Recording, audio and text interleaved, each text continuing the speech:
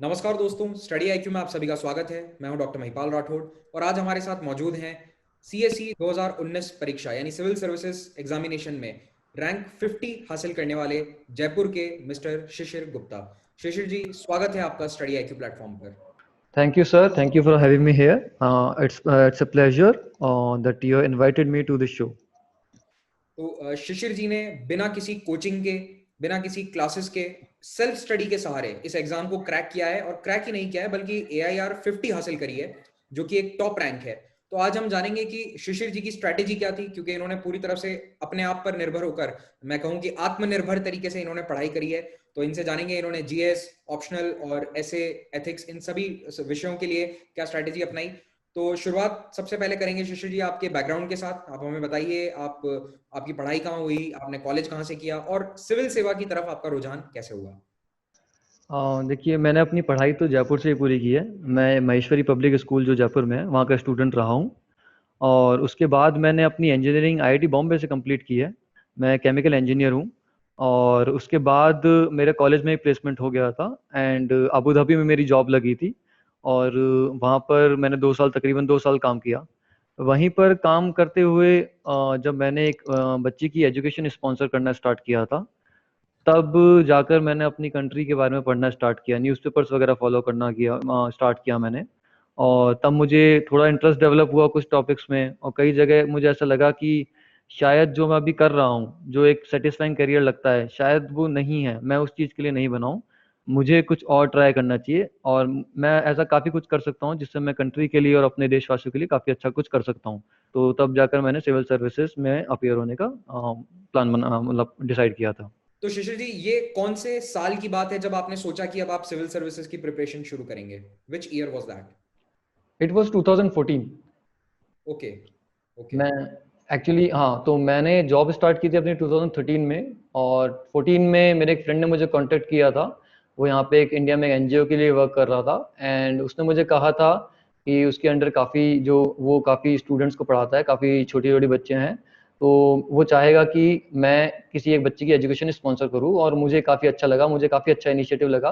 तो मैंने इसके लिए हाँ कर दिया था। और तब जाकर फिर उसी टाइम पे मैंने जब पढ़ना स्टार्ट किया न्यूज़पेपर्स एंड ऑल, एंड तभी मैंने डिसाइड किया था। ओके। तो आपने 2015 का अटेम्प्ट अपना पहला दिया था या 2016? नहीं, एक्चुअली थोड़ा फाइनेंशियल प्रॉब्लम घर पे थी। मतलब, तो मैंने ये डिसाइड किया कि मैं थोड़ा फाइनेंशियली इंडिपेंडेंट ही रहूँगा, मैं अपने फैमिली पे बर्डन नहीं बनूँगा। तो मैंने जॉब थोड़ा कंटिन्यू किया एंड जॉब के साथ ही मैंने थोड़ा बहुत पढ़ाई स्टार्ट कर दी थी। और एनसीईआरटीज़ वगैरह मैंने पढ़ना स्टार्ट किया वहीं पर, अपार्ट फ्रॉम द न्यूज़पेपर्स। या आप अबू और जब धाबी थोड़ा, में? बिल्कुल, अबू धाबी में मैंने ये सब कंटिन्यू किया था। और जब थोड़ी बहुत फाइनेंशियल सिक्योरिटी आ गई थी और घर पे थोड़ा स्टेबल हो गई थी सिचुएशन, तब मैंने जॉब से रिज़ाइन किया। तो मैंने पहला अटेम्प्ट एक्चुअली 2016 दिसंबर में दिया था। Okay. Okay. So 2016 was your first attempt. तो आप फर्स्ट अटेम्प्ट के लिए आप अबू धाबी में ही तैयारी करके और यहाँ पर आए, भारत में आपने एग्जाम दिया। तो आपके एग्जाम का रिजल्ट क्या रहा 2016 में? किस स्टेज तक आप पहुंचे? एक्चुअली एक्चुअली एक प्रॉब्लम जो मैंने फेस की थी फर्स्ट अटेम्प्ट में वाज दैट कि जब मैं अबू धाबी से वापस आया था, I was facing some health issues. तो मुझे कुछ थोड़ा बहुत ट्रीटमेंट की ज़रूरत थी उस टाइम पे। I had to undergo surgery. और जब मैं रिकवर किया एंड मैंने सोचा कि अब मैं प्रिपरेशन स्टार्ट करता हूँ, तो मुझे पहला शॉक लगा इस प्रिपरेशन के दौरान, वो था कि मेरी ग्रैंडमदर की डेथ हो गई थी। एंड तो थोड़ा प्रेशर क्रिएट हुआ कि नहीं, मतलब ये किस टाइम पे ये नहीं होना चाहिए था बेसिकली। अभी इस टाइम पे ये इस तरह की चीज़ होना, तो आप कोप अप नहीं कर पाते हैं। एंड फिर मैं वापस दिल्ली आया और मैंने यहाँ पर एक क्लास मैंने ज़रूर ज्वाइन की थी, जो कि पॉलिटी की थी, पूरी सर की। एंड वो क्लास करते करते देन आई रियलाइज्ड कि मुझे थोड़ी हेल्थ कॉम्प्लिकेशंस वापस स्टार्ट हो गई थी। वापस इंडिया आया, मतलब वापस जयपुर आया मैं, और मुझे वहाँ पे वापस मतलब थोड़ा ट्रीटमेंट की ज़रूरत पड़ी। तो मेरा पहला अटेम्प्ट तो जनरली ये हेल्थ इश्यूज़ की वजह से ऑलमोस्ट ख़राब ही हो गया था। It I almost recovered in May और जून 2016। तो मैं ये कहूँगा कि तो पहला अटेम्प्ट था, I think the mistake I did was कि मैंने विदाउट फुली प्रिपेयर्ड होकर मैंने पहला अटेम्प्ट दिया। ओके। तो आई एम अज्यूमिंग कि आप प्रीलिम्स क्लियर उसमें नहीं कर पाए होंगे जब आप इतनी परेशानियां। नहीं, नहीं, दिक्कत ये हुई थी कि मैंने प्रीलिम्स क्लियर कर लिया था उस साल। ओह। ओके। बिकॉज उस साल ऐसा था कि मैं ऑब्वियसली करंट अफेयर्स पे थोड़ा फोकस कर रहा था, फर्स्ट अटेम्प्ट था मेरा, तो मैं न्यूज़पेपर्स वगैरह ज़्यादा फॉलो करता था। और 2016 का अगर आप पेपर उठाकर देखेंगे तो 70% ऑफ द क्वेश्चन जो थे करंट अफेयर्स से ही थे। जी। तो तब वो क्लियर हो गया था, एंड मेरा ऑप्शनल प्रिपेयर्ड नहीं था, मुझे ये आइडिया नहीं था मुझे जीएस में क्या लिखना है, बट समहाउ मैंने थोड़ा बहुत कवर अप करके I appeared in the mains. और मेरा मेंस क्लियर नहीं हुआ था, एंड उसका थोड़ा इफेक्ट मुझे सेकंड अटेम्प्ट में पड़ा था, बिकॉज रिजल्ट उस साल थोड़ा लेट आया था मेंस का, और जो 2017 का पेपर था वो यूपीएससी ने प्रीपोन कर दिया था। तो इफेक्टिवली मेरी सेकंड अटेम्प्ट में भी थोड़ा बहुत इश्यूज क्रिएट हो गए थे इस फर्स्ट अटेम्प्ट जो कि मैंने अनप्रिपेयर्ड तौर पे दे दिया था। ओके। ओके। और फिर सेकेंड अटेम्प्ट के लिए आपने प्रिपरेशन में अपनी स्ट्रैटेजी में कोई बदलाव किए अगले साल के लिए? तो फर्स्ट थिंग जो मैंने की सेकंड अटेम्प्ट में वो ये था कि मैंने अपना ऑप्शनल कवर अप किया। 80 to 90% ऑफ द ऑप्शनल मैंने प्रीलिम्स से पहले ही कवर किया। एंड सेकेंडली मैंने ये डिसाइड किया कि कि इस साल अगर करंट में इतना आ गया तो ज़रूरी नहीं है कि हर साल करंट में इतने क्वेश्चंस पूछे जाएं। तो मैंने डिसाइड किया कि मैं स्टैटिक पोर्शन में कोई क्वेश्चन गलत नहीं होने दूंगा। तो मैंने अपना static portion thoroughly cover up किया, एंड करंट को भी धीरे धीरे थोड़ा बहुत साइड में मैंने जारी रखा था। तो उस साल ठीक है प्रीलिम्स क्लियर हुआ मेरा, और फिर मेंस के टाइम पे जब इस बार मैंने वापस थोड़ा स्ट्रेटेजी चेंज की, और मैंने थोड़ी इफेक्टिवली मैंने आंसर राइटिंग प्रैक्टिस थोड़ा ज़्यादा किया था इस बार। तो मेरा सेकंड अटेम्प्ट में मेंस क्लियर हुआ था। ओके। ओके। तो सेकेंड अटेम्प्ट में आप इंटरव्यू स्टेज तक पहुंचे और आपकी मेंस की स्ट्रैटेजी काम करी। इंटरव्यू में आपका इंटरव्यू प्रोसेस कैसा था? क्या रहा आपका इंटरव्यू फर्स्ट टाइम जब आपने दिया? किस तरह के सवाल पूछे गए? सो जैसा कि मैंने ट्रांसक्रिप्ट पोस्ट की थी तो मुझे काफ़ी स्टूडेंट्स ने पर्सनल मैसेज लिखा था टेलीग्राम पे कि it was like very terrifying, आपकी ट्रांसक्रिप्ट बहुत ही टेरिफाइंग थी, क्योंकि मुझसे काफ़ी फैक्चुअल क्वेश्चंस पूछे गए थे। और जब मैंने पढ़ना स्टार्ट किया कि इस तरह के क्वेश्चंस कैसे पूछे जाते हैं, तो आई रियलाइज कि मेरा इंटरव्यू जो था स्ट्रेस इंटरव्यू था। तो एक्सपीरियंस तो आई वुड से कि न्यू एक्सपीरियंस था, बट इन ऑल इतना अच्छा नहीं रहा, बिकॉज फर्स्ट अटेम्प्ट था, फर्स्ट टाइम इंटरव्यू में जा रहा था मैं, और उसमें अगर आपको एकदम से इतना स्ट्रेस इंटरव्यू फेस करना पड़ता है तो कहीं ना कहीं आपका कॉन्फिडेंस लेवल डाउन हो जाता है। तो इंटरव्यू में इतना अच्छा स्कोर नहीं किया था मैंने, और मेरा जो क्लियर मतलब फाइनल लिस्ट में मेरा नाम नहीं आया था। ओके। जो आपके सोर्सेस थे वो आपने कैसे सिलेक्ट किए? क्योंकि आपने बताया कि आपने कोई कोचिंग नहीं करी थी, केवल एक सब्जेक्ट पॉलिटी के लिए आपने क्लास ज्वाइन करी। तो बाकी सभी सब्जेक्ट्स के लिए how did you choose the books? क्या आपने टॉपर्स की स्ट्रैटेजीज को फॉलो किया, या फिर जो कॉमनली लिस्टेड बुक्स होती हैं जो टीचर्स या टॉपर्स सजेस्ट करते हैं आपने उनको फॉलो किया, या फिर कोई मेंटर आपके पास अवेलेबल थे जो आपको गाइड कर रहे थे? आई वुड से कि जब यहाँ बुक्स की बात आती है तो कुछ बेसिक्स बुक्स हैं वो तो सबके लिए सेम ही हैं कि आपको एनसीईआरटीज पढ़नी ही है।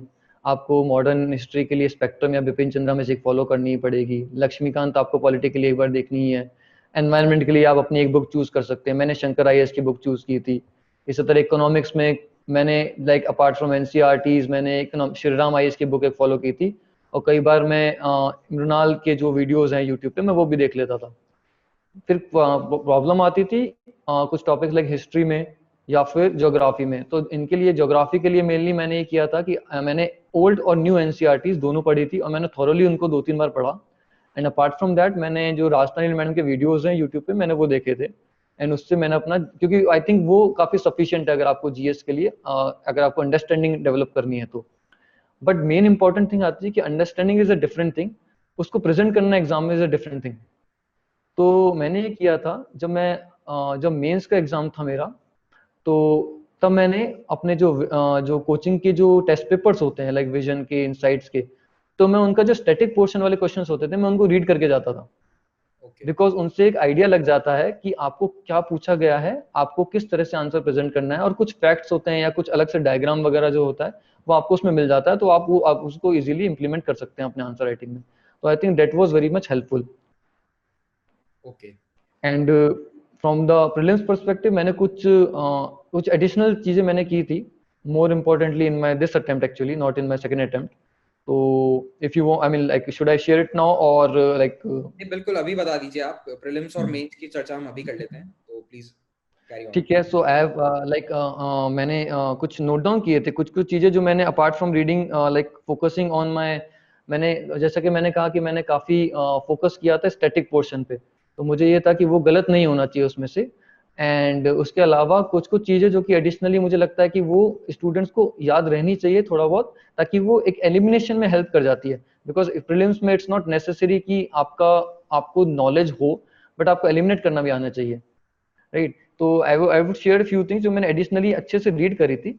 Like for example I would say कि डेली मैप प्रैक्टिस, मैंने वॉल पे हर किसी स्टूडेंट जो भी एक्सपेरिमेंट होता है वो अपने वॉल पे इंडिया के एंड वर्ल्ड मैप वो लगा के रखते हैं। तो डेली आप 10-15 मिनट का जब ब्रेक लेते हैं, instead of roaming around here and there और अपना सोशल मीडिया यूज करने के बजाय, अच्छा होगा कि आप मैप के सामने खड़े होकर कुछ लोकेशंस याद कर लीजिए। आई think that is very much helpful. Secondly I would say कि इसी तरह से आप अपनी जो नेशनल पार्क्स होते हैं या फिर रामसर साइट्स हैं, उनको भी एक इंडिया के मैप पे मार्क कर लीजिए, इंपॉर्टेंट जो हैं, एंड उनको भी अपनी वॉल पे स्टिक कर लीजिए और उनको भी देखिए डेली। क्योंकि आई थिंक इस बार जो क्वेश्चन आया था कि वो नेशनल पार्क पे, अगर आपको थोड़ा भी आइडिया था कौन सा नेशनल पार्क किस रीजन में हो, आपका क्वेश्चन अटेम्प्ट हो जाता। काफी लोगों ने वो क्वेश्चन छोड़ दिया था। Then the third thing, Prashant Dhawan sir के जो स्टडी आईक्यू के वीडियोस होते थे डेली के, जिनमें वो मैप प्रैक्टिस कराते थे, जो कि करंट जो लोकेशंस होती थी, तो उन वीडियोस को मैंने थॉरोली फॉलो किया था।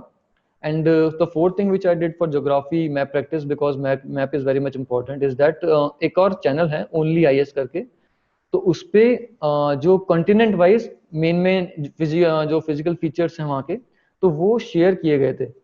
और वो कॉन्टिनेंट वाइज 5-5, 6-6 मिनट के वीडियोस थे, तो मैंने वो फॉलो कर लिए थे, सो दैट मुझे एक आइडिया रहे कि मेन जो भी माउंटेन्स है, रिवर्स है, किस कॉन्टिनेंट में है, सो दैट अगर कोई क्वेश्चन आता है तो एलिमिनेट करने में ईजी रहता है।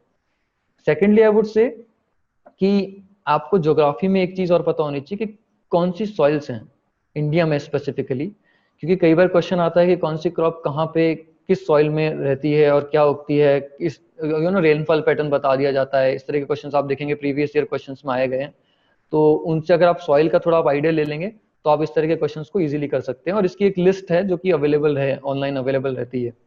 देन मैंने एक, अगर आप देखेंगे तो थर्डली जो है, एक्चुअली आई एम सॉरी कि मैंने जो लिस्ट है मैंने एक्चुअली वो मुझे याद आता रहा वो मैं लिखता गया थोड़ा, आई थिंक सब्जेक्ट वाइज नहीं लिखी है मैंने, तो जो जो मुझे याद है मैं वो शेयर कर रहा हूँ। आई थिंक स्टूडेंट्स के लिए काफी हेल्पफुल रहेगी ये चीज। थर्डली जो ग्लोबल बॉडीज होती हैं, काफी बार हमारे एग्जाम में कुछ बॉडी आ जाती है जो हम बोलते हैं कि अरे शंकर आईएएस में भी नहीं पढ़ी थी, या किसी और बुक में भी नहीं पढ़ी थी, किसी कोचिंग की बुक में भी नहीं थी, ऑनलाइन में हमको नहीं मिली। तो ऐसी बॉडीज की मैंने एक पूरी आई थिंक 70 सच बॉडीज थी अराउंड, मैंने उनकी लिस्ट क्रिएट कर ली थी कि हर साल एक नए क्वेश्चन या 2 क्वेश्चन तो इसमें से आते ही आते हैं। तो ये क्वेश्चंस अगर एक बार भी अगर देख लेते हैं ऊपर ऊपर से कि इंडिया बेसिकली किस ऑर्गेनाइजेशन में इन्वॉल्व है, अगर वो रहता है तो आई थिंक आप इजीली उस क्वेश्चन को मार्क कर सकते हैं। बिकॉज मोस्टली जब ऐसे क्वेश्चंस आते हैं तो ऑप्शंस देखेंगे कि India is a part of और India is a core member of this organisation, इस तरह के वो ऑप्शंस दे देते हैं आपको, तो वो थोड़ा आपको हेल्प करता है।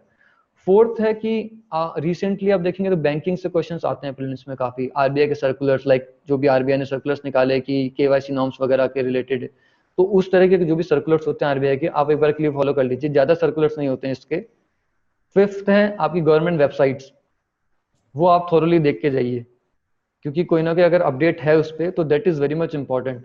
क्योंकि हम लोग क्या करते हैं, हम लोग न्यूज़पेपर में एकदम अंदर तक घुस जाते हैं, हम लोग नोट्स बनाने लगते हैं उसके कि ये हो सकता है ये पूछ ले।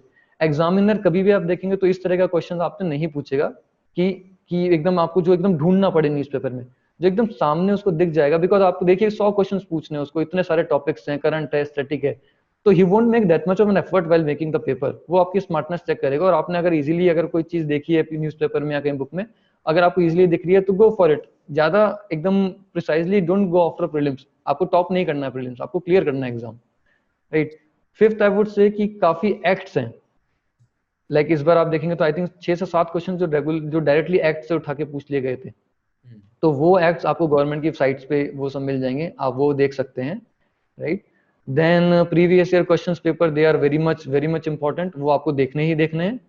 And then data is something जो कि अगर आपको पता है तो जो इंपोर्ट एक्सपोर्ट रिलेटेड जो पेपर्स आते हैं, जो भी क्वेश्चंस आते हैं, या फिर आपका जो कैड या फिस्कल डेफिसिट पे ट्रेंड बेस्ड क्वेश्चंस आते हैं, तो वो आप इजीली सॉल्व कर सकते हैं। तो डेटा और आपका डेटा जो आप बनाते हैं डेटा टेबल, ये आपको जो है मेंस में भी काफी हेल्प करती है।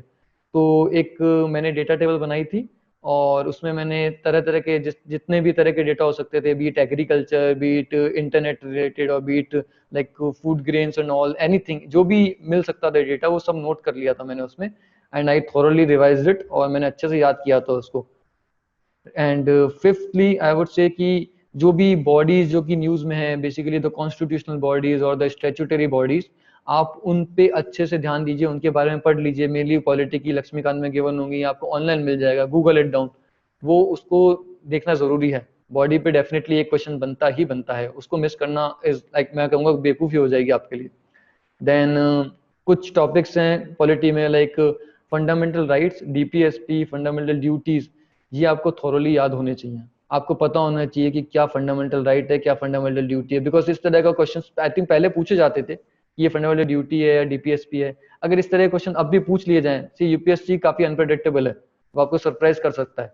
अगर इस तरह के क्वेश्चन अगर आप एग्जाम में गलत करेंगे, तो मुझे नहीं लगता कि मतलब कि आपका सिलेक्शन इजी रहेगा। हो सकता है हो जाए, बट इजी नहीं हो पाएगा और अच्छे मार्क्स से नहीं हो पाएगा।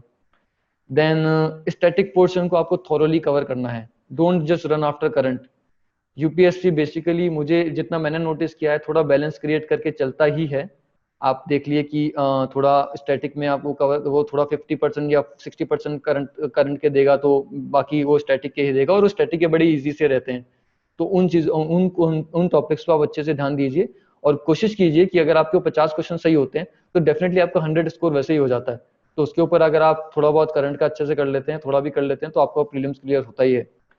देन प्रॉब्लम फेस करते हैं स्टूडेंट्स आर्ट एंड कल्चर में। तो आर्ट एंड कल्चर एंशियंट में पूरी आर एस शर्मा पढ़ते हैं जो कि है। तो मैंने इतना नहीं किया था, मैंने एक लूसेंट की बुक आती है, ऑल दो काफ़ी कॉम्प्रिहेंसिव बुक है, बहुत सारी डिटेल्स है, बट मैंने उसको एक बार या दो बार मैंने घुमाया था उसको। देन सेकेंडली मैंने ये किया था कि आर्ट एंड कल्चर रिलेटेड कुछ टॉपिक्स हैं, लाइक भक्ति मूवमेंट्स हैं, या फिर बुद्धिज्म जैनिज्म के हैं, या फिर कोई टेम्पल आर्किटेक्चर है, तो इनको मैंने अच्छे से पढ़ लिया था कि अगर इन पे क्वेश्चन आता है तो डेफिनेटली वो सही हो जाएगा, बिकॉज इन पे वो कभी यूपीएससी डीप क्वेश्चन नहीं पूछेगा। अगर इनकेस पूछता है तो that is for you to leave, उस पर दिमाग मत लगाइए, उस पर रिस्क भी मत लीजिए।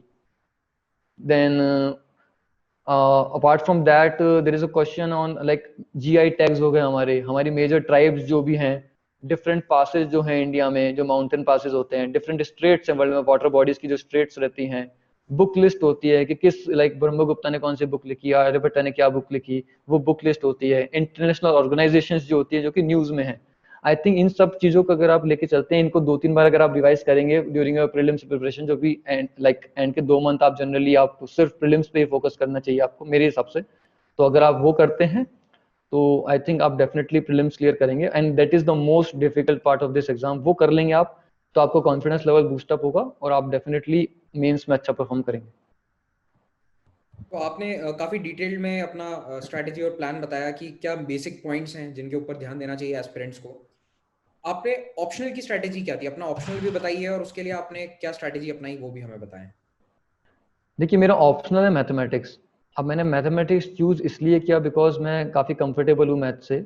मैंने जेई क्रैक किया था, तो वहाँ पे भी मेरा मैथ्स में अच्छा स्कोर था। मैं आईआईटी में भी मैंने एज ए टीचिंग असिस्टेंट काम किया है मैथमेटिक्स डिपार्टमेंट में ही, तो मैंने वहाँ पे भी थोड़ा बहुत टॉपिक्स कवर किए थे मैथ्स के। तो जब मैं यहाँ आया और मैंने देखा कि यहाँ पे काफ़ी बच्चे जो हैं स्टूडेंट्स हैं वो ह्यूमैनिटीज़ के सब्जेक्ट्स फॉलो करते हैं। तो लेकिन मुझे ये डर था कि जब मैं ऑप्शनल डिसाइड नहीं किया था, मुझे थोड़ा था कि क्या मैं ह्यूमैनिटीज़ का ऑप्शनल लेना चाहिए, बिकॉज आप सबसे सलाह करते ही हैं जब आप नए नए आते हैं यहाँ पे, आपको कोई आइडिया नहीं होता है। मैंने भी यहाँ पे काफ़ी लोगों से सजेशन लिया था। तो हुआ ये था कि जब मैंने पहला आंसर लिखा था, तो एक जो टीचर जो मैंने बताया पॉलिटी की क्लास में, उन्होंने मुझे उसमें 1 नंबर दिया था पॉलिटी के क्वेश्चन में। एक। तो मैं तो काफी घबरा गया, 1 नंबर, सिर्फ 1 नंबर था मेरा उसमें, और मैंने आंसर राइटिंग छोड़ दी थी। यस, आउट ऑफ 12.5 जो उस टाइम स्कोर होता था, आई थिंक 4 साल पहले 12.5 का होता था, तो 1 नंबर था। और मैं काफी घबरा गया था और मैंने आंसर राइटिंग छोड़ दी थी, जो कि मैं स्टूडेंट्स को कहूंगा कि ऐसा मत करना, आप कंटिन्यू रखिए अपनी answer writing, will definitely improve. लेकिन जब वो 1 नंबर मुझे मिला, तब मुझे ये डर था कि अगर मैं जीएस का ही, ये ह्यूमैनिटीज का ही सब्जेक्ट लेके चलता रहूंगा तो मैं आंसर तो नहीं लिख पाऊंगा, और ऐसे तो पेपर क्लियर होगा नहीं। मैथ्स एक सब्जेक्ट था जो कि मैं जिसमें मैं इंटरेस्टेड था, और मैंने अपने सीनियर से कंसल्ट किया कि मैथ्स में अच्छा स्कोर आ भी जाता है, और उसमें मुझे था कि अगर मैंने कवर किया तो मैं भी अच्छा स्कोर ले आऊंगा। तो मैंने इसलिए मैथ्स ऑप्शनल चूज किया।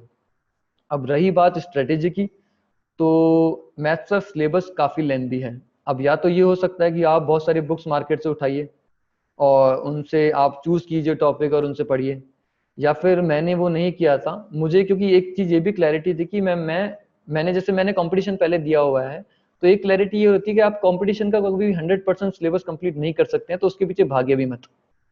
ट्राई टू कवर 80% या 90% ऑफ सिलेबस और उसको अच्छे से थोरोली कवर कीजिए।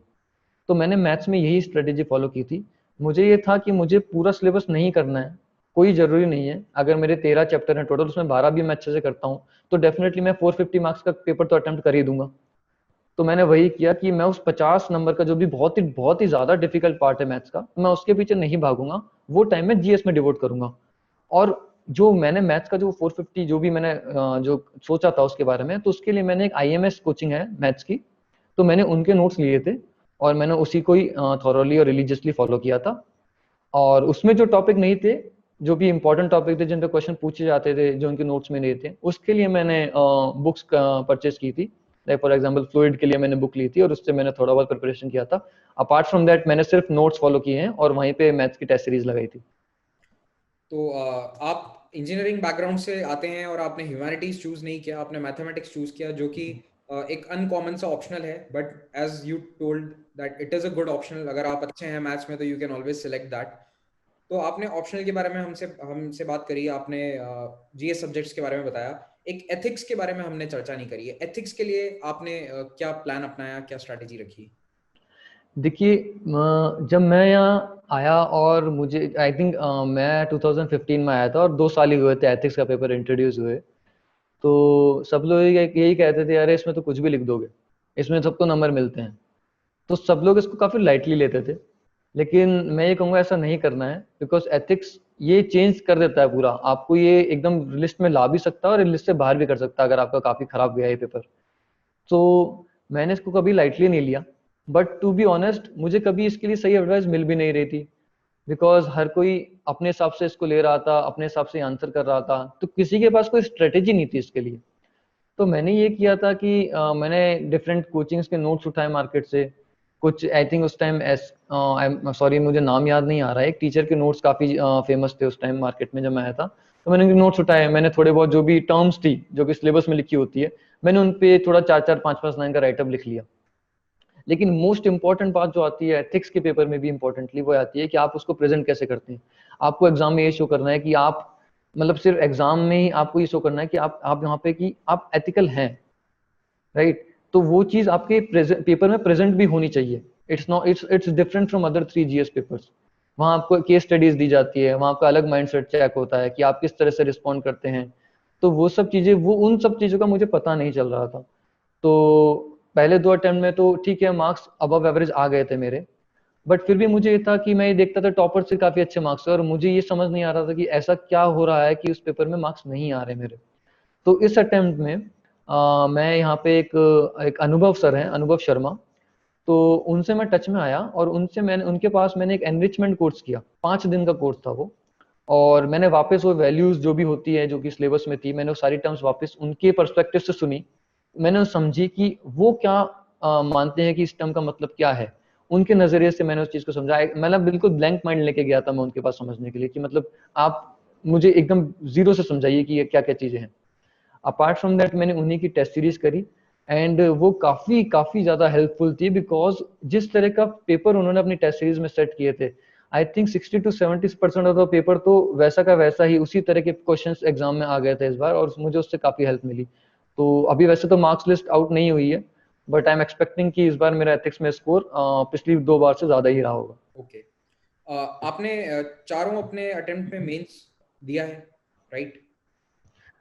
नहीं, मैंने थर्ड अटेम्प्ट में मैं प्रीलिम्स क्लियर नहीं कर पाया था। ओके, मैं तो थर्ड अटेम्प्ट पे वहां ही से भी आने वाला है, बिल्कुल। 2 अटेम्प्ट की हमने चर्चा कर ली थी, तो थर्ड अटेम्प्ट में आप प्रीलिम्स कैसे क्लियर नहीं कर पाए? आई मीन ऐसा क्या हो गया कि आप प्रीलिम्स में रह गए आपके अनुसार? एक्चुअली एक्चुअली जब मैंने सेकेंड अटेम्प्ट दिया था तो मेरा सिलेक्शन सिर्फ 6 मार्क्स से रुका था। और उस टाइम अप्रैल एंड में रिजल्ट आया था, जनवरी आई थिंक 2 जून 3 जून को प्रीलिम्स था। तो 1 महीना था मेरे पास, और थोड़ा बहुत टाइम तो कोप अप होने में लगता है कि आप इंटरव्यू तक पहुंचे हैं और आपका सिलेक्शन नहीं हुआ है। तो लेकिन तब ये हुआ कि जब मार्क्स आउट हुए और जब मैंने देखा कि इतना क्लोजली रुका है, तो मुझे वो ब्लंडर्स याद आए जो मैंने मेंस के एग्जाम में किए थे। 2 ब्लंडर जो मैं कर गया था, एक एथिक्स के पेपर में किया था मैंने। एक्चुअली कई बार यूपीएससी आपको स्मार्टली प्ले कर जाता है, वो कुछ क्वेश्चंस में आपको ज्यादा पेज दे देता है। तो जब मैं आंसर लिख रहा था तो एक क्वेश्चन में यूपीएससी ने शायद आई रिमेम्बर 4 पेज दिए थे, और मैंने 2 पेज पे आंसर लिखा और मैंने टर्न किया पेज, तो वहां पे वापस 2 ब्लैंक पेज थे एंड आई डिडंट रियलाइज कि वहां पे कोई क्वेश्चन लिखा हुआ नहीं था। मैंने क्वेश्चन रीड किया और मैंने आंसर लिख दिया, एंड देन आई रियलाइज कि क्वेश्चन तो नेक्स्ट पेज पे था। तो इस चक्कर में मेरा एथिक्स का पेपर जो एक क्वेश्चन था मेरा छूट गया, तो 10-15 मार्क का लॉस मुझे वहां हुआ। तो फिर जब मेरा लास्ट जो पेपर था ऑप्शनल का पेपर था मैथ्स का, तो वहां पे तो आई थिंक एक ये मिस हैपनिंग ही कह लीजिए। तो वहां पर मेरे जो पेजेस थे वो स्टक थे, मतलब वो 2 पेज थोड़े चिपके हुए थे, तो मैंने उनको अलग तो किया सेपरेट, बट जब मैं वापस पेपर करने लगा I think due to pressure जो भी मतलब करते करते करते करते वापस वो पेजेस वापस चिपक गए, और वो जब मैंने टर्न किया तो वो पेजेस वापस चिपक के निकल गए। तो मैं एक क्वेश्चन नहीं कर पाया, मैं भूल ही गया वो क्वेश्चन को करना बीच में, वो भी 15 मार्क का क्वेश्चन था। और जब मैंने मार्कशीट देखी मैंने देखा कि 6 मार्क्स से सिलेक्शन रुका है, तो मैं तब काफी डिप्रेसिंग फेज में आ गया था कि यार इतना क्लोज आके और ये इस बेवकूफी हो गई मुझसे दोनों पेपर में, और ऑलमोस्ट अराउंड 30 मार्क का पेपर मेरा इस तरह से वेस्ट हो गया और मेरा सिलेक्शन रुका है। तो वो उससे थोड़ा कोप अप कर पाना मेरे लिए थोड़ा डिफिकल्ट हो गया, और जब प्रीलिम्स का पेपर आया तो I went there half heartedly और मैं क्लियर नहीं कर पाया। बट एक लेसन जो मुझे इससे मिला और जो मैं स्टूडेंट्स को देना चाहूंगा कि अगर आप पेपर देने जा रहे हैं तो प्लीज एकदम फुल फोर्स के साथ जाइए, अपना बेस्ट वहां पे दीजिए, और किसी भी अगर आपका चाहे 5 अटेम्प्ट में आपका प्रीलिम्स अच्छे से क्लियर हुआ और चाहे आप लास्ट अटेम्प्ट में है तो भी आप प्रीलिम्स को लाइटली मत लीजिए, because most most difficult stage है। यहाँ पे जब आप चूकते हैं ना तो ज्यादा बुरा लगता है कि आपको, क्योंकि 1 साल का वेट करना पड़ता है आपको एग्जाम देने के लिए वापस। तो आप थर्ड अटेम्प्ट में जब आपका प्रीलिम्स क्लियर नहीं हुआ तो how did you pick yourself up कि अब चौथे अटेम्प्ट के लिए मुझे फिर से लड़ना है, फिर से फाइट करनी है 2019 के लिए? देखिए जैसा कि मैंने कहा कि मुझसे गलती हो गई कि मैं कोप अप नहीं कर पाया जल्दी, लेकिन ये था कि मैंने उस गलती को एक्सेप्ट भी कर लिया था कि हाँ ये गलती मेरी ही थी। अगर मैं गया था तो मुझे अच्छे से पेपर देना चाहिए था, अगर मुझे ब्रेक लेना था तो मुझे ब्रेक लेना था, ये अटेम्प्ट मुझे नहीं देना था, तो या तो मैं वो करता। तो ये मैंने मुझे ये लग गया था कि जितना जल्दी मैं इस बात को एक्सेप्ट कर लेता हूँ वो उतना ही बेटर है, और मैं उतना ही जल्दी फुल फ्लो में आ जाऊंगा अपने प्रिपरेशन के। तो आई थिंक ये सोचकर ही मैंने अपनी प्रिपरेशन स्टार्ट करी। थोड़ा बुरा लग रहा था कि वापस पढ़ना पड़ रहा है सब कुछ, इतना डिप्रेसिंग हो गया था, इतना बोरिंग हो गया था, बार बार आप वो मोटी मोटी बुक्स उठाते हैं तो वो थोड़ा इश्यूज, मतलब आपको लगता है कि अरे यार ये सब नहीं हो पाएगा फिर से। बट मुझे लगा कि एक बार के लिए अगर आप इंटरव्यू तक पहुंच चुके हैं तो बिल्कुल कोई गलत बात नहीं होगी अगर आप एक और अटेम्प्ट पूरा फुल फोर्स के साथ देते हैं। तो यही सोचकर मैंने एक और अटेम्प्ट दिया। फोर्थ अटेम्प्ट में कोई डिफरेंट आपने तरीका अपनाया, कोई डिफरेंट स्ट्रैटेजी रखी, या फिर सेम जो आप फॉलो करते आ रहे थे आपने वही तरीके अपने इस बार भी फॉलो किए? देखिए मैंने, जैसा कि जब मेरा क्लियर नहीं हुआ था, जब मेंस में मैंने देखा कि जब सेकंड अटेम्प्ट में क्लियर नहीं हुआ इंटरव्यू, तो मुझे ऐसा लगने लगा कि शायद मेरी स्ट्रेटेजी में थोड़ा फ्लॉ है, कि 3 अटेम्प्ट हो चुके हैं नहीं क्लियर हो रहा है, तो हो सकता है मुझे कोचिंग ले लेनी चाहिए, क्योंकि पेपर में कंप्लीट नहीं कर पाया। तो मुझे लगा हो सकता है मैं कोचिंग जाऊंगा तो मैं कुछ ज़्यादा सीख जाऊंगा और वहाँ पे मैं हो सकता है अच्छे से एग्रेसिवली मैं अपने पेपर को अटेम्प्ट कर पाऊँ और ज़्यादा जल्दी अपना पेपर कंप्लीट कर पाऊँ। सेकंड अटेम्प्ट में मेरा जीएस का पेपर अराउंड 130 मार्क्स का रह गया था, मैं अटेम्प्ट नहीं कर पाया था, तो that was also negative factor for me. तो मैंने इस बार कोचिंग अटेम्प्ट, मैंने यहाँ पे कोचिंग ज्वाइन करी, दिल्ली आया मैं, एक्चुअली तब तक मैं जयपुर से प्रिपेयर करता था, मैं दिल्ली आया, यहाँ पे मैंने कोचिंग ज्वाइन करी। तो लेकिन वहां जाकर भी मुझे लगा कि इतना खासा फायदा हो नहीं रहा है। Self study is the key to success, to get success in this exam. तो फिर मैंने ये देखा कि मैंने क्या क्या नहीं किया था अब तक जो कि स्टूडेंट्स करते हैं। मैंने फिर से टॉपर्स की कॉपीज निकाली जो कि काफी साइट्स पे विजन की या फोरम पे इन साइट्स पे अपलोडेड होती है, मैंने फिर से निकाली, मैंने उनकी आंसर राइटिंग वापस फॉलो करी कि कौन ऐसा है कि जो कि मेरी तरह आंसर लिखता है बट कुछ डिफरेंट ऐड करता है उसमें। बिकॉज मैं जो है आंसर में कभी फ्लो चार्ट या बड़े बड़े डायग्राम्स ये सब मैं फॉलो नहीं करता हूँ। मुझे नहीं लगता कि ये ड्राइंग का पेपर है या कोई क्रिएटिविटी आर्ट्स का पेपर है, ये आपका ह्यूमैनिटीज का पेपर है और आपको लिखना है वहां जाके। आप ये भी मतलब अच्छे से अगर आप क्वेश्चन की डिमांड मीट कर देते हैं तो आई थिंक वो आपको आपको नंबर मिलेंगे उस चीज के। तो मैंने इस तरह के टॉपर्स की कॉपीज निकाली, मैंने उनकी उनकी जो आंसर राइटिंग फॉर्मेट था वो मैंने वापस चेक किया, और उससे मुझे कुछ बातें रियलाइज हुई। वो ये थी कि जैसे एक 3D अप्रोच मैंने इसको नाम दिया था कि फर्स्टली कि डेटा आप कहीं भी यूज कर सकते हैं अपने आंसर को सब्सटेंशिएट करने के लिए, और स्पेशली अगर वो गवर्नमेंट डेटा है किसी लाइक नीति आयोग की रिपोर्ट से आया है या इकोनॉमिक सर्वे से आया है, अगर उसको कोट करते हैं तो डेफिनेटली वो आपको ब्राउनी पॉइंट्स दिलवाने वाला है। सेकंड होता है कि आपका जो डायग्राम्स की बात की थी मैंने, माइक्रो डायग्राम्स, बहुत छोटे छोटे डायग्राम जो कि, या फिर आप कह लीजिए कि मैप्स कह लीजिए, जो कि जिसका मैंने इस बार एक्सटेंसिवली यूज किया, not only in the economics, not only in the geography paper, but उसको मैंने हिस्ट्री में भी यूटिलाइज किया, इंटरनल सिक्योरिटी में भी यूटिलाइज किया, मैंने डिजास्टर मैनेजमेंट में मैप्स का काफी यूज किया, मैंने हर तरह से मैप का जितना यूज कर सकता था इंडिया के मैप का वो मैंने किया। एंड एक और मैंने ये किया था कि जो डेफिनेशंस होती है, मैंने वापस सिलेबस उठाया अपना, ऑल्दो ये कहते हैं कि सिलेबस याद होना चाहिए, याद था, लेकिन मैंने फिर से वापस की टर्म्स नोट किए, एक स्प्रेडशीट बनाई और मैंने उन सब टर्म्स की डेफिनेशन लिखी कि कहीं भी अगर मुझे कुछ नहीं आता और ये टर्म है तो एटलीस्ट मैं कुछ ना सही तो इस टर्म की डेफिनेशन लिख दूंगा पेपर में कि आधा नंबर तो मुझे मिल ही जाए। बिकॉज मैंने 6 मार्क्स से सिलेक्शन रुका है तो मैं मान गया, मुझे ये बात समझ आ गई थी कि एक एक नंबर इंपॉर्टेंट है, तो वो बहुत ही ज्यादा आपको इफेक्टिवली हेल्प करने वाला था। ये आप उन तो टर्म्स की मैंने, बात करते हैं जो जो सिलेबस में लिखे रहते हैं कि ये वाला सिलेबस डिटेल में जो मेंस का सिलेबस रहता है उनकी टर्म्स की बात कर रहे हैं आप, राइट? जी हाँ, मैंने एक्चुअली जो भी कॉमन टॉपिक्स होते हैं, नॉट ओनली जीएस में, मैंने देखा एग्रीकल्चर का जो सिलेबस होता है उसमें भी कुछ टर्म्स होती हैं जो हो सकता है आपके जीएस के सिलेबस में आ जाए। ज्योग्राफी का कुछ होता है तो उसमें भी हो सकता है कुछ टर्म्स जो आपके जीएस के सिलेबस में, जो आपके जीएस के पेपर में पूछ ली जाए। तो मैंने सारी टर्म्स नोट कर ली थी और मैंने उन सब पे एक एक दो दो लाइन बना के एंड वो मैंने अच्छे से याद करी। मुझे था कि अगर ये आता है तो मुझे ये तो लिखना ही लिखना है इस पे, इस क्वेश्चन में, और बाकी जो भी होगा एडिशनल पॉइंट्स वो मैं मेंशन कर दूंगा। ये आप ज्योग्राफी और एग्रीकल्चर ऑप्शनल की बात कर रहे हैं?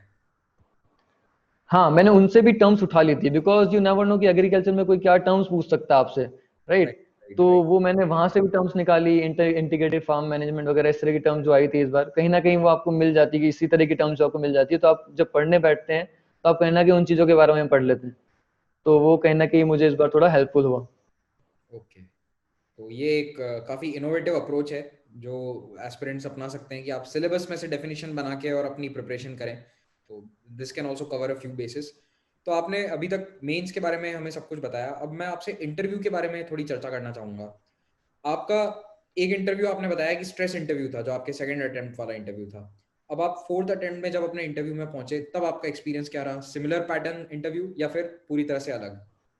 इस बार तो मैं कहूँगा थोड़ा शॉकिंग एक्सपीरियंस था इस बार का interview. It was nothing like before, because सबका ये कहना था कि तुमने एक बार इंटरव्यू दे चुके हो तो तुम अच्छे से हैंडल कर लोगे। मैंने, जब मैं वहाँ पहुंचा तो इस बार तो थोड़ा पिक्चर डिफरेंट ही था वहाँ पर। वहाँ जाते ही आपको मास्क पहना दिए गए, फेस शील्ड लगवा दी गई, ग्लव्स पहना दिए गए, एंड वहाँ फिर आप उसी में, लाइक मेरा इंटरव्यू फर्स्ट राउंड में नहीं था, मेरा आफ्टरनून में था। तो वहाँ पर जब पहुंचे, और डे 1 था मेरा, क्योंकि कोरोना पीरियड के बाद हुआ था मेरा इंटरव्यू। तो फिर एक्चुअली ऐसा भी नहीं था कि आफ्टरनून सेशन में फर्स्ट स्लॉट में आ गया हो, ऑलमोस्ट लास्ट में जाकर मेरा इंटरव्यू था। तो मैं जब वहाँ पहुंचा तो मुझे ये था कि ओके, अब चेयरपर्सन मुझे बोलेंगे कि आप अपना मास्क और फेस शील्ड हटा दीजिए, तो ताकि हम इंटरव्यू कंडक्ट कर सके। तब भी नहीं हुआ। तो वहां पर बैठ के भी मतलब फेस शील्ड और मास्क लगाकर, ग्लव्स पहनकर इंटरव्यू कंडक्ट हो रहा था। तो बहुत ही प्रॉब्लम क्रिएट हो रही थी, बिकॉज कई बार फॉग इकट्ठा हो जाता था यहाँ पे मास्क के अंदर, फेस शील्ड के अंदर, और दिखना बंद हो जाता था बीच में बिकॉज ऑफ स्पेक्ट्स, विजिबिलिटी इश्यूज हो रहे थे। काफी बार ये हो रहा था कि सुनाई नहीं दे रहा था कि चेयरपर्सन क्या बोल रहे हैं, बिकॉज उन्होंने भी मास्क एंड फेस शील्ड पहने हुए थे। एंड इस बार जो रूम्स में इंटरव्यूज कंडक्ट हुए थे, लाइक जिस जो मेरा रूम था वहाँ पे आई थिंक पीछे मेन रोड था, तो वहां से काफी व्हीकल्स, बाइक्स एंड ऑल निकल रहे थे। तो बीच बीच में काफी नॉइज आ रहा था, तो मुझे काफी बार अपना आंसर रिपीट करना पड़ रहा था। काफी बार मुझे उनसे पूछना पड़ रहा था चेयरपर्सन से कि वो क्या कहना चाह रहे हैं। तो थोड़ा बहुत फ्लो टूट रहा था। And but in all I think अगर वो लोग ये सब चीजें नहीं कंसीडर करते कि ठीक है ये सब चीजें एक बार के लिए साइडलाइन करके अगर वो इंटरव्यू देखते, तो I think it was much satisfying than the previous attempt. Okay, मतलब कहने का मतलब ये कि जो एक्सटर्नल, जो आपके हाथ में नहीं है ऐसी चीजें, एक्सटर्नल फैक्टर्स, उनसे आपको घबराना नहीं है।